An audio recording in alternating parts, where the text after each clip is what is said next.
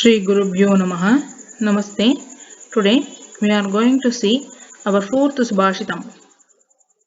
What are all the five things that are hard to obtain, and especially that should start with the Sanskrit letter Ja? Here it is very interesting to note that the five things that are hard to obtain all starts with the letter Ja. This is also taken from our Sura Saraswati Sabha book, Pratama book. That is 7th lesson in Pratama book of Sri Sura Saraswati Sabha Sringeri.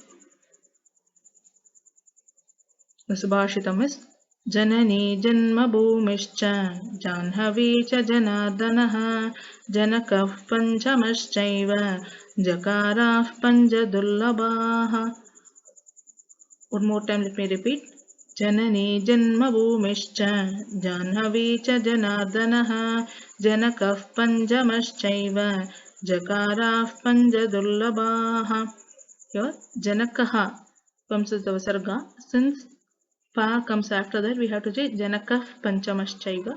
Similarly, Jakaraha. The Jakaraha is, when we say individually, we should say Jakaraha. But since Pa comes after that, we have to say Jakarah Panchadullabaha.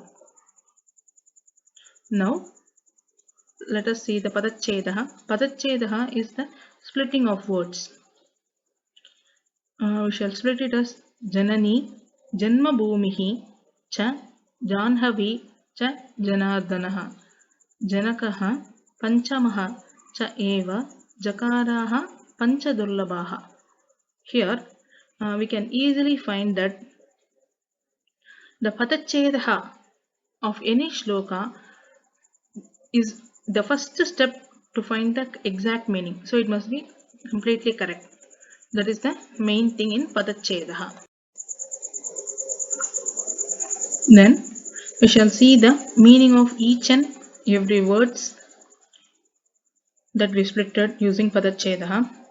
Janani, mother, Janma Bhumihi, motherland, Cha, and Janhavi, river Ganges, Cha, and Janardanaha, Lord Janardana, that is Sri Mahavishnu. Then in the second line, Janakaha is father, Panchamaha are five things. Pancha means five, Panchamaha means five things.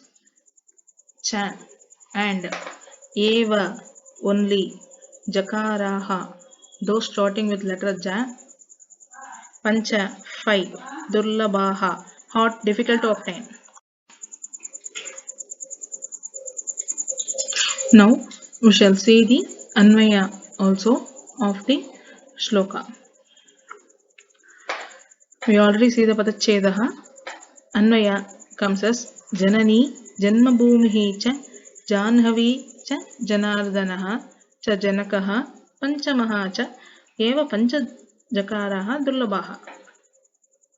So that means the Janani, Janmabhumi, Janhavi, Janardanaha, Janakaha are the Panchamas.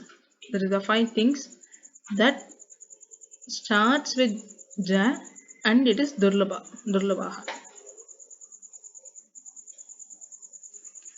Mata, Pita, Swadeshaha, Ganga Nadi, Bhagavan Vishnuhu ete Pancha Jakaraha. Jakaradeha Bahu Mahatvabajaha. Durlabaha is Mahatvabajaha. It is very hard to obtain, it is very important, and we can easily say all these five things are important in our life. Without Mata, without Pita, none of us can be in this world. They are the first visible God to any child. Similarly, Janma Bhumihi, Swadeshaha, also carries the same importance. Janhavi, without water, whether can we live in this world? We can't even think of living. Similarly, without God, nothing can be moved. We are all surviving only because of the grace of God. So Janardana, even though Janardana is given in the fifth position, Dhanava is given in the fourth position, anything, all these five things carries equal position in our life. Without any of this, we may not survive. It is hard to obtain means it is very important. All these five things are very important, most important. We may not leave anything. That is the overall meaning of this word of the shloka. One more time, let us repeat the shloka and finish this.